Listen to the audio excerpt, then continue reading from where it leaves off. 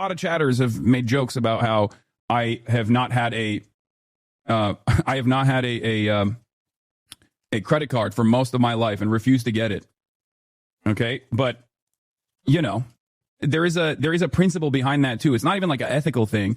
It's just that I've always had the mentality where it's like the idea that I have to like take on debt specifically so that people can realize that like or institutions can recognize that I'm good with the debt is so stupid. And it's weird because like it must be nice. No, I'm talking about when I was broke, dude. What the There should be Hassan, you were not broke? Okay. No, I was. I know that a lot of people say that that's not the case, but I absolutely was. So one of the funniest things about Cenk's nephew is the insecurity that this man displays time and time again across the internet.com, and this has been represented recently with him basically trying to pretend that his origin story is the same as Asmongold's, despite the fact that we know for a fact that nothing could be further from the truth. Again, Cenk's nephew was a rich kid. His parents actually schemed to birth him in the state of New Jersey as an anchor baby so he can get U.S. citizenship. I was born in New Brunswick, New Jersey, and my parents wanted to do that so that I would have an American citizenship, so that one day I could be the president. That second part's not true, but I then immediately was shipped back off to Turkey. His father worked at a major financial institution in the nation of Turkey and was a multi-millionaire, somebody who was important in politics, and his mother was somebody who owned multiple properties in the United States of America and worked as a landlord, and by the way, was able to actually live off of the income that she generated from rent, while Cenk's nephew is claiming this period of time that his family was broke and went to university. So it's just absurd. It's ridiculous. It's insane, but we gotta talk about the fact that this guy is so disconnected from how Americans that are actually struggling experience those struggles that even his explanation for what he used to do when he was broke, wink wink, is absolutely ridiculous and absurd, and only goes to demonstrate how far removed from ever being broke this man has been throughout his entire life. But before we get into that, I want to thank everybody who makes sure I don't go broke by supporting me over on actualjusticewarrior.com/join. Give me the money. Give me the money. Okay? It's so crazy that this is, oh my God. I do not have a billionaire parent, you losers. Okay? Oh my Lord. It's so funny because all of this is straight up on camera. Okay? I know, but you still were not. Look, I understand that among socialists, it is not a good look that most of their mainstream representatives are people who grew up incredibly privileged, incredibly wealthy, and in fact, part of the psychology that leads people down the path to these far left beliefs is the idea that they feel like they didn't earn anything throughout the course of their life. Their parents covered them at every step of the way. Therefore, they project that onto everyone else, claiming that nobody earned anything, and essentially the government should play the role that their parents played in everybody's lives. But at a certain point, you just gotta let it go. You gotta stop pretending that you are a brokey at any point in your life, because all this does is make you look ridiculous, and in addition to that, you're so far removed from ever struggling that we're laughing at your examples because they sound like ChatGPT came up with them, and again, they only show us how out of touch you actually are. In addition to that, I will also point out that a huge portion of this has to do with the fact that Asmongold is the actual guy on Twitch that has now surpassed Cenk's nephew with this origin story. So we're going to hear from Cenk's nephew about how he never changed his lifestyle after he earned a lot of money. How's your experience becoming rich differ, if you don't mind explaining? I mean, I am obsessed with doing the same that I've been doing. When I was making 60 grand a year, I was doing the exact same thing that I'm doing now. But in reality, that's not really true. This guy's been going on private jets, going to fancy concerts, again, doing Hollywood parties, all these different things that elite people do. And again, while he's at these various locations, he's bragging about how he makes more money than everybody that is present. Now, you compare and contrast that to Asmongold, who's from a non-wealthy part of the country, a non-wealthy family, who started streaming on Twitch while he was taking care of his sick mother, And even though he has enormous success, the guy still lives in his absolutely disgusting house. And by the way, this is something that Cenk's nephew has made fun of him for, because Cenk's nephew, the guy who bought a super fancy house, the guy who said his dream car was a $250,000 Porsche, again, just like when he was making 60K, not living up to the luxury lifestyle, makes fun of Asmongold for this. He calls him Roach Boy and all sorts of other things because he looks down on this person that, again, is actually what he wants to represent himself as. But Asmongold is a stunning reminder that Cenk's nephew has always been in a privileged position his entire life. I got money back from the American government my first year of employment. Okay. So again, this is exactly what I'm talking about when I describe Cenk's nephew as completely out of touch, because he says that a way that you know that he was broke was that in his first year of employment, he actually got money back from the IRS when he filed his taxes, which again is a stunning example that Cenk's nephew has no idea how the US government works, how withholding works, and again, how your income doesn't necessarily determine whether or not you're going to get money back at the end of the year when you file your taxes. Even at the point where I was on Twitch, I was making 60 grand a year. So Cenk's nephew says that he made $60,000 a year and he was able to get money back from the IRS. Now, to be clear, the reason Cenk's nephew was making $60,000 a year in Los Angeles was because his uncle gave him a job, handed him the start to his career in the industry, and was paying him $60K. And my dad was like, you have to go to like law school or get an MBA or something, right? And I was not really necessarily interested in that. So I was just like, yeah, sure. I'll study for law. I'll study for my LSATs in California, Los Angeles. At the time, you guys probably know this, but if you don't, my uncle has a YouTube channel called The Young Turks. It was like a 26-person shop. It was like a, tiny operation, not that big, not that media behemoth or anything. So I was like, yeah, I'll just go work with him, do an internship with him, and I'll live in LA. So I just want to point out that Cenk's nephew is completely lying and downplaying the impact that his uncle's help had on his career, because in 2013, the Young Turks' main YouTube channel had 4.2 million subscribers. In addition to that, if you look up this LA Times article about TYT at the time, what you find out is that at this moment in time, Cenk was also doing a separate show on Current TV, which is what he did after MSNBC. So the idea that this was a small rinky-dink network because they didn't have a lot of employees is absurd. Obviously, they had a huge platform. They were probably getting better views then than they are today. They just launched on Roku, but Cenk's nephew has to downplay any hand up that he got because, again, he has a pattern of pleading poverty, of pleading struggle when there was no struggle. How much do you make, that wouldn't necessarily even push the needle. I will be very honest. It's really embarrassing, especially because my boss is sitting right there.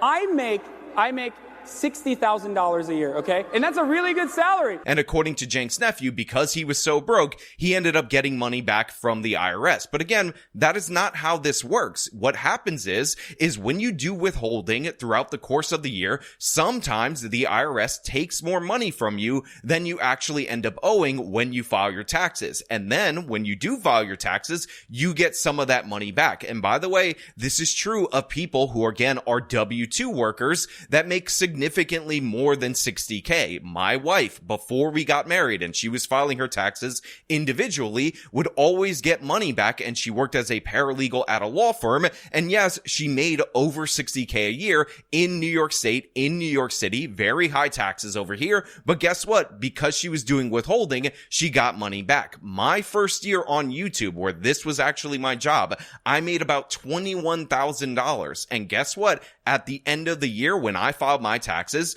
because I'm a 1099 and I don't get money taken out of my paycheck through withholding, I ended up owing money. My mom works as a nurse. She's approaching retirement age, putting in a lot of overtime, makes over 100K a year at this moment in time. And guess what? Each and every year, she gets money back because that's how withholding works. That's not how being broke works. I got money back from the American government my first year of employment. Okay. So right off the top, Cenk's nephew's explanation for how he's broke because he got money back has nothing to do with his income level and has everything to do with the amount of taxes that were withheld from him that year. I don't know why people think that they know better than myself about my actual existence, my living circumstances. I lived in the kitchen of a frat house the first year I lived here. Even at the point where I was on Twitch, I was making 60 grand a year, which is literally nothing for Los Angeles, okay?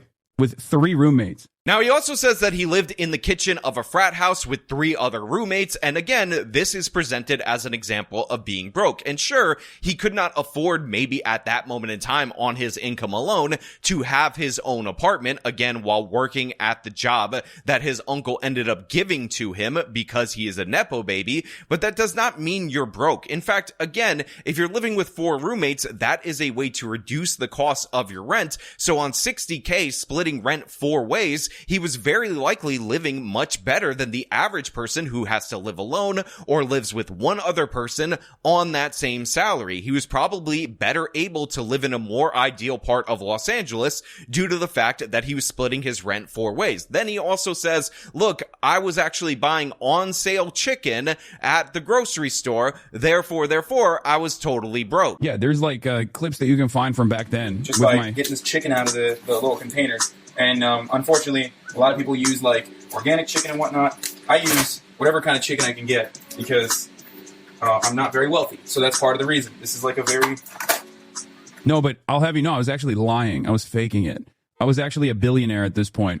But I just chose to lie and continue along with this lie by living with 3 roommates at the time. So right here, Cenk's nephew is using as an example of him being totally broke, buying on sale chicken that is marked down for manager special because it has to be expired that day in order to cook it up, in order to get a high protein diet. Because you guys all know out there in the audience, the non-brokies are the ones that are definitely focused on their diet, definitely trying to get more protein in their body. And this is just low class nonsense right here, buying chicken that is not organic or free range and whatnot from Whole Foods. He had to go to Ralph with all the other poors in order to get his high protein meal. Again, this is absurd. It just shows how out of touch he is. And if I were to give an example of like grocery shopping from like a broke mindset that sticks with me to this day, from a period of time where I was not poor, but I was definitely broke and there were definitely struggles, I would always point to cereal. Like I still to this very day will not pay more than $2.50 for a box of cereal. I refuse to buy it unless it's on sale. And the reason for that is because back in the day, I could not afford to pay $4 or $5 for a box of cereal and get my other groceries. So that mindset still sticks with me at this very moment. But again, even though I make way more money than I did back when I was making $20K a year, I still go grocery shopping pretty much the same. I still pick the same kind of meats because guess what? I like to cook and I would pick stuff that I enjoyed cooking that was affordable. And by the way, this is all proven out when you actually watch my food stamp video where I ended up cooking up a bunch of food on the food stamp budget. And also, I will point out everybody who didn't watch my video on how to make a turkey, shame on you because I put a lot of effort into that in order to save you guys from bad Thanksgiving. So I'm disgusted by that. I just want you to know. But again, this is not an indication of somebody being in poverty. So the only thing that has changed is that like there has been a tremendous quality of life improvement in terms of things that I can pay for, right? I no longer have to do the same calculations that I used to have to do, like, you know, paying for Uber and whether or not I will be able to actually pay for rent at the end of the month, right? Like those are the massive, I used to describe it as such, okay? Being poor is very costly. Okay, being poor is incredibly expensive, and it's like a consistent weight on you. Okay, there's a tremendous amount of weight on your shoulders at any given moment, and a lot of rich people, especially a lot of rich people who have been rich for a very long time, lose sight of that reality. So right here, Cenk's nephew is talking about how he differs from other people who got wealthy because he remembers what it was like to be poor and have that weight on him. And again, I will point out, the man was never poor. He had one of the most secure jobs in digital media in that his uncle was giving him an opportunity to work at way inflated prices, by the way, $60K for the content that he was producing, absolutely absurd. And in addition to that, he was able to build up his Twitch audience, which, by the way, Cenk's nephew's uncle was actually generous enough to not demand a piece of, which would be standard at a digital media company, which allowed him to be successful to this very day. But of course, Cenk's nephew's like, listen, I'm not out of touch. Let me explain to you guys out there in the audience, all you fellow poors, exactly what I was concerned about back in the day when I had to do things that you regular brokies went through and you can relate to. In the past, if I had to travel, one, I would have to make the travel arrangements myself, right? I would have to make travel arrangements myself, and I wouldn't have enough money to make those travel arrangements, so I had to like nickel and dime it. I had to like literally talk to the university that's sending me there to make sure that they made sure that my travel arrangements were decent, and if they didn't have money to fly me out, then I would have to pay for it myself or the hotel myself and stuff like that. And then I had to figure out which hotel I could stay at and how cheap the travel accommodation would look like from the hotel to the university, stuff like that. These are all of the things that you have to worry about, right? I no longer have to worry about that.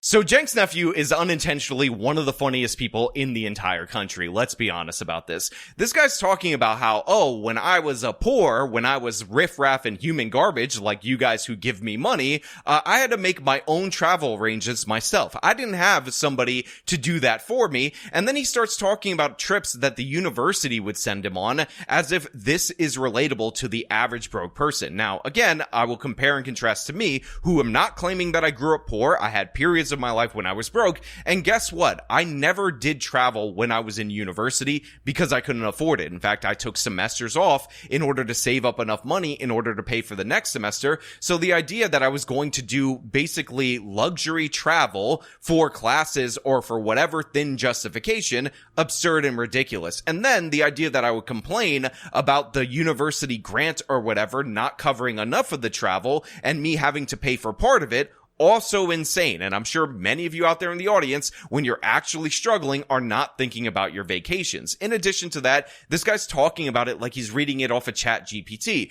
Then I had to assume that I could afford a flight, but now I can pay for flights. Then I had to see a hotel that I could afford, as if that isn't something that people look into normally whenever they're traveling. And I'll give you again an example from my own life, and you guys will tell me if you think this is more relatable. So I went on a trip after I graduated college with 3 of my friends to Los Angeles. And the way that I booked my hotel, and I forget if it was through Expedia or Priceline, was this method where you picked like the category of hotel, which was like a 3 or 4-star hotel, and the general area that you want. And in order to save money, you have to agree that wherever they assign you, that's where you'll stay. That is how I booked my hotel. And I ended up at a hotel that was by the Los Angeles airport while I was over there. And I also rented my car in the same exact way. Again, you pick the type of car that you want. It was a compact. And then you end up picking the dealerships or the rental companies like in a category, and they will assign you one in order for you to save money.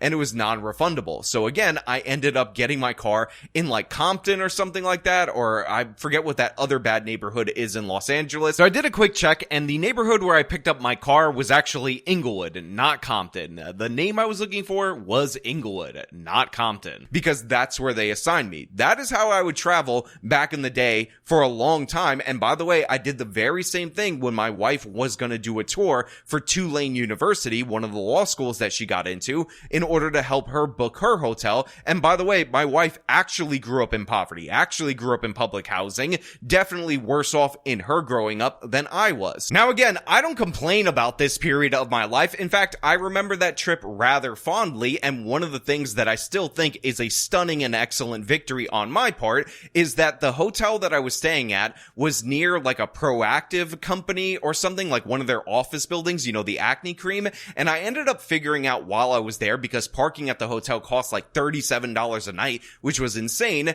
that the people who worked there actually left their parking spaces in and around 5:30 or 6 p.m. each and every day, and they were opened up and free spaces. So I would actually time everything I was doing while I was in in Los Angeles to get that free parking because there was no way I was going to be able to cover the cost of parking. Now again, no complaints about this because back then that was a luxury. I didn't travel much at all throughout my early 20s, so this was a nice thing to do as I was approaching 30 years old with my friends because they wanted to go, and based on the split with all of them, it became affordable, and I have no complaints about the extra effort that I had to put in. And honestly, I gamified it. I had fun with it because again, this was not like a struggle. I could have avoided all of this cost if I wanted to because travel like this was completely unnecessary. The things that are dark about being broke are like instances like when my first girlfriend ended up breaking up with me after 2.5 years, and I was actually broke due to a lot of financial stress that was put on my family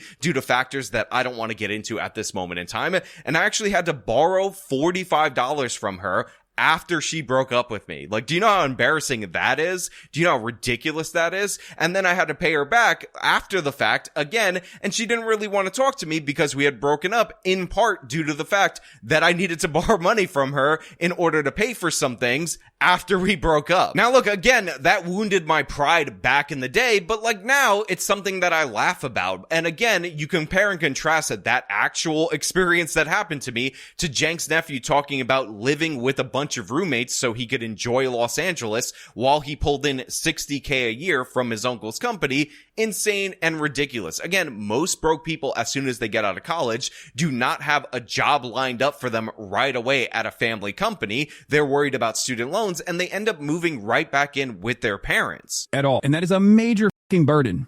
That is a major, major, major burden that is lifted. As far as my own personal experiences goes, a major burden has been lifted off my shoulders as far as having to nickel and dime every single thing that I do. And also beyond that, I have people that I pay that can deal with this stuff. Again, booking your own travel to me is not something that is a great burden, even though I've improved my income dramatically. Again, I'm not a millionaire. I'm definitely still a thousandaire, but I'm definitely pretty well off, especially compared to where I was. And I still play the credit card game and use points and whatnot and deals through American Express in order to get the best travel accommodations at the lowest prices. But that is so you can feel luxury and you can share that luxury with people like my wife, who met me when I was flat broke, got me my first camera, got me my first laptop for editing, and started to make this whole thing happen. That is the improvement, and that is the thing that I enjoy about making more money now. And I am still similar to what I did back in the day, but I obviously am knowing what hotel I'm going to stay in before I book it, and I'm not in situations where I have to desperately borrow money from people in order to cover ordinary expenses, or I'm not doing side hustles in order to make extra money like I was in university, where I would get up at 2, 3 in the morning in order to give my brother's friends rides to UPS for cash, basically operating an illegal Uber in order to actually have enough money to pay for school. Right? That's another fucking major burden lifted off of my shoulders, that I don't have to make these arrangements and things of that nature. Oh my God, poor baby. He had to, at one point in his life, if you can believe it, book his own travel. What a struggle. What a burden that he was under when he was definitely broke and struggling in his life. I mean, again, now he has no budget basically for his travel. Sometimes it's probably paid for by the Chinese Communist Party. Maybe, not saying anything, just pointing out that it's incredibly likely. But back in the day, he actually had to not have somebody do all of this for him, and that is truly the struggle. Again, this is just not reading as realistic. He talked about how his family went broke. Now, of course, we know that's a lie. We understand that's a lie. But notice how he never tells us anything that he does because he's worried about himself going broke. One of the things that I do behind the scenes, and again, you can ask a great number of creators that I'm actually friendly with, is try to help people set up their retirement and certain amount of money for investments, because I don't want them to struggle financially, because growing up, I saw my parents not understand personal finance. So I learned it, I taught it to them, and I try to teach it to other people because this is an actual concern that I have, which is going broke because of certain shocks during my upbringing where things got really bad. Cenk's nephew is talking about how he had to actually book his own travel and how sad it was that he had to pick his own flight. Seriously. And also, instead of flying economy as a 6'4", 240-pound guy, now I can fly business, which is infinitely more expensive than economy. But when you fly business, then now I can sleep. Again, Cenk's nephew just reads so incredibly false, and it's absolutely hilarious because the examples that he goes to for how it's like to be a brokey is that he had to book his own accommodations when, again, most people who are broke are not participating in luxury travel. Unless, of course, they're broke living off credit cards, and they should be on the Caleb Hammer show where they're spending outrageous amounts of money that they don't have. But people actually trying to live within their means, these are not the concerns that they have, that they don't have the money to pay somebody to book their flight for them, or they don't have the Chinese Communist Party to book their flights and travel arrangements and clear them to do a propaganda tour across their country. But you know what? Those are just my thoughts. I want to know what you guys think about Cenk's nephew playing poor in front of his audience yet again, despite the fact that it's so hollow and so false, down in the comments below. As per usual, if you like this video, show them by leaving a like, subscribe for more content, follow me on the social medias, support me via the support links in the description of this video. This has been me talking about the craziness of Cenk's nephew trying to play poverty. Till next time.